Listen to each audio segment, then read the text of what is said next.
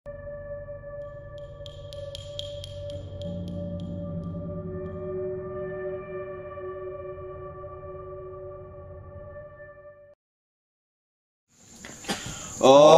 Swastiastu. Baik teman-teman, kembali lagi bersama kami dalam channel Taksu Poleng.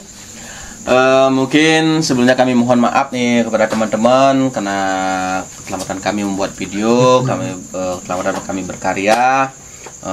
Kami mohon maaf mungkin dari tim kita ada terkendala waktu. Nah, mungkin ke depan ini kita akan mencoba lagi membuat karya yang mungkin lebih menarik. Lebih menarik lagi, terutama tetap terutama sih tetap mohon dukungan dari teman-teman juga ya yang sudah selalu mensupport, mohon bimbingan dan masukan dan sarannya nantinya. Mungkin mengawali nih Beli Dede, kita akan membahas tentang mule keto. Di bahasa Bali mule keto. Kenapa dikene mule keto? Tadi itu sesingkat kata yang mungkin harus memotong pembicaraan agar tidak panjang sih sebenarnya. Dalam artian konteks seperti itu ya. Saru juga sama meboye. Meboye dalam istilah kita di Buleleng kan istilah meboye itu paling sering. Meboye itu paling enak mule keto. Nah, akan tetapi kata meboye ini adalah memiliki arti yang mungkin lebih dalam. Mungkin dari nanti kita mohon pemahaman dari Beli Jero, apa sih kata dari mule keto ini dari bahasa dari mungkin Beli Jero mungkin bisa dibahas tentang mule keto ini. Oke. Baik Beli, jadi yang saya tangkap kan mule keto yang saat ini berkembang di Bali adalah dikatakan mule keto bahwa leluhur kita nggak tahu. Di saat kita bertanya kenapa ini seperti ini atau kenapa merah warna posisinya di selatan, dan orang tua kita biasanya bilang anak mule keto. Dan itu biasanya untuk saat ini itu menjadi suatu framing sehingga dikatakan leluhur Bali adalah leluhur Guguntuon lah. Sehingga hal itu mudah diprovokasi untuk menghancurkan budaya-budaya Bali yang sifatnya hadiluhung. Kalau menurut saya mule keto itu memiliki dua arti. Mule keto yang pertama adalah leluhur kita sudah tahu apa maksud, apa filosofi, apa makna dari yang beliau lakukan, tetapi beliau tahu bahwa sang audien atau kita sendiri sebagai penanya belum siap, belum siap menangkap atau belum bisa menerima di saat nanti beliau menjelaskan, sehingga untuk mempercepat suatu pertanyaan dan jawaban itu biasanya dikatakan mule keto. Contoh halnya kenapa putih itu di timur, anak mule keto. Tapi di saat leluhur kita mungkin menjelaskan di timur adalah Iswara, kenapa spektrum warnanya itu putih, itu akan menjadi panjang. Dan kita sebagai audien belum mengerti pada saat itu, di saat dijelaskan dengan secara detail. Karena di dalam agama Hindu bahkan di Weda dijelaskan, aku sangat takut dengan orang yang bodoh. Karena bahasa sastra, bahasa lontar, kitab, Weda itu disebut dengan Dewi Wakli atau bahasa dewa yang itu perlu dikaji, perlu disemertikan atau istilahnya ditafsirkan oleh orang-orang yang memang memiliki keahlian dalam bidang itu.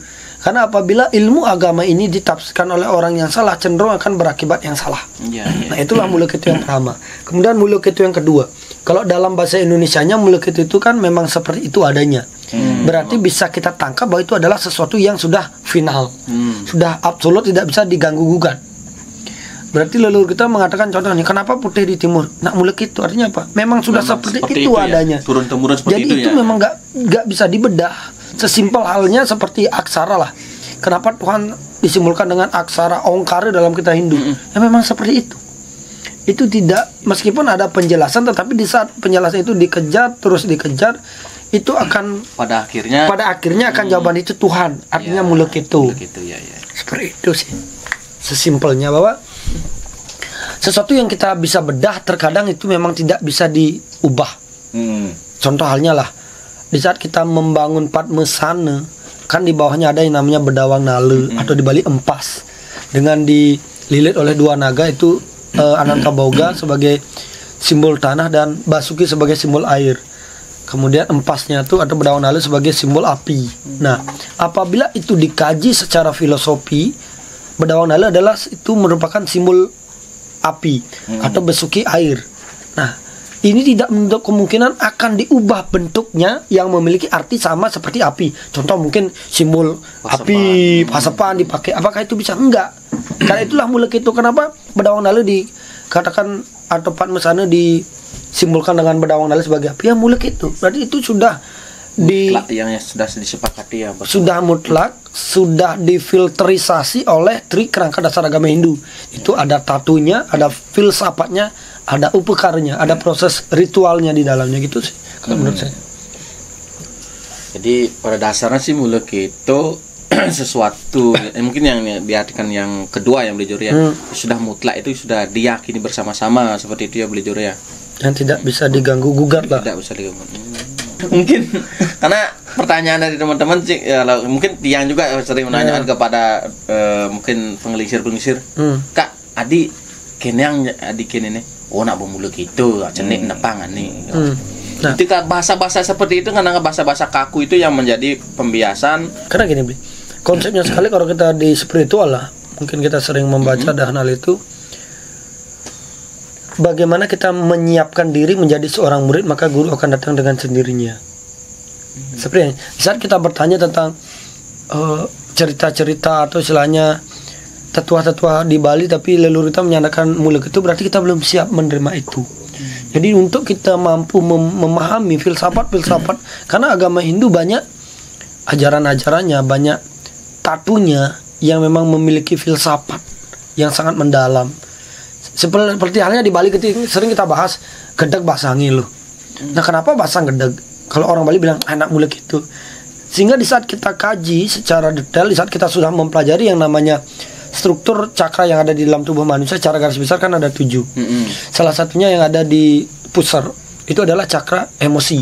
Nah, berarti memang sumber marahnya manusia itu ada di perut, karena di sini cakra emosi. Nah, berarti di saat dulu kita nanya masih kecil, Adi sang orang ngegedeg. Di saat kita jelaskan cakra ada 7, mungkin kita nggak mengerti karena kita tidak mempelajari hal itu. Jadi untuk mempersingkat waktu, leluhur kita menjawabnya dengan mulek itulah. Mungkin kalau kita bahas panjang lebar, mungkin kita belum ngerti. Nggak mengerti. Senep bahasa. Bahasa ya. Senep betukan. Nah itu memang hal-hal yang memang harus kita sebagai generasi muda lah. Kita berusaha mengkaji filsafat yang ada tetapi tidak merubah, ngerti beli? Karena kan orang sekarang biasanya dia mengkaji tetapi merubah. Ya. Itu biasanya kebanyakan merubah konsep yang sudah final lah.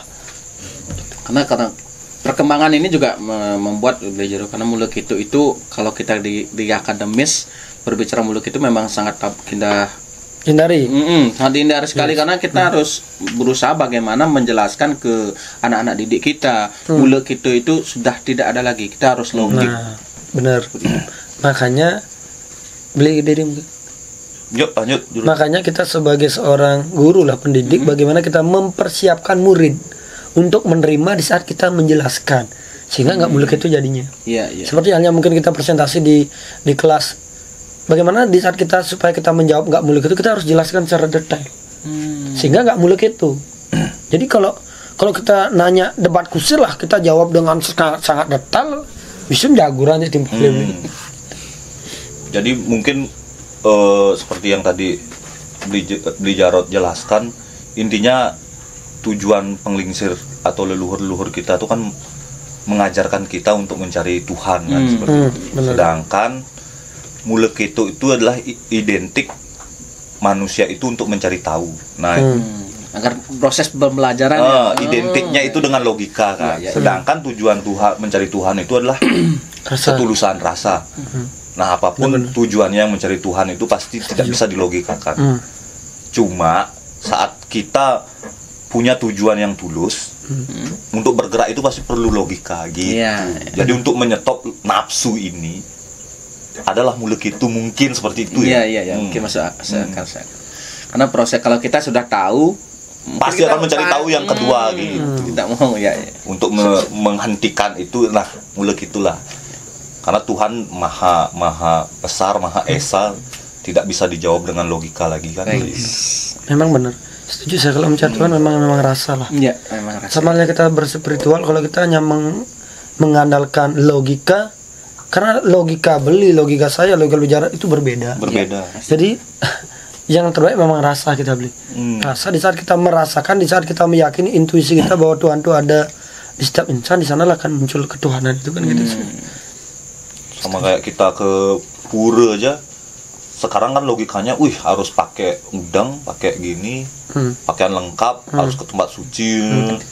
Nah, sedangkan kalau digali dulu penglingsir kita hanya pakai kamen dan belum mandi, udah bisa gitu. Dan itu akan membuat suatu mindset di otak kita di saat kita sembahyang nggak membawa kamen, nggak membawa sarana kita kayaknya nggak diterima nih, kayaknya salah kita karena sudah mulai terdoktrinisasi terhadap kita melabilisasi bahwa itu salah. Seperti halnya kita harus menggunakan pakaian putih-putih. Sebenarnya setiap warna itu memiliki perwakilannya masing-masing, perwakilan warna, memiliki spektrum warna, memiliki energi. Jadi yang kembali lagi memang kita mencari Tuhan itu adalah rasa, seperti mulek itu pun adalah rasa. Artinya di saat kita mungkin seperti beliau katakan, kenapa kita sembahyang harus menggunakan ini? Ya mulek itu adanya apa? Coba rasakanlah.